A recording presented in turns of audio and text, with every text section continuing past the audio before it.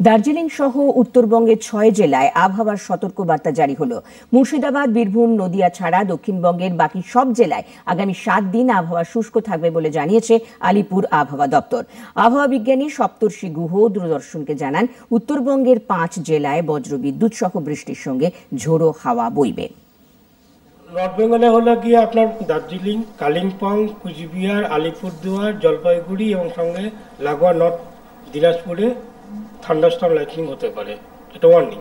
এই যে ৬টা জেলা বললাম, সেই ৬টা জেলাতে লাইট রেন হওয়ার সম্ভাবনা রয়েছে। থান্ডারস্টর্মের ওয়ার্নিং কোথাও কোথাও মানে গাস্টি উইন্ড থাকবে 30-40। কালকে সাউথ বেঙ্গলে মুর্শিদাবাদ, বীরভূম, নদিয়া এইসব জেলাতে লাইট রেন থাকতে পারে। বাদবাকি সমস্ত জেলাতে ড্রাই ওয়েদার থাকবে, কোনো ওয়ার্নিং নেই কালকে। গ্যাঞ্জেটিক ওয়েস্ট বেঙ্গলে মানে হলে সাব হিমালয়ান ওয়েস্ট বেঙ্গলে ৩-৪ ডিগ্রি করে টেম্পারেচার পরিবর্তন হবে। আর দক্ষিণবঙ্গে হলে hot and discomfort weather feel করবে, মানে সোয়েটিং হতে পারে।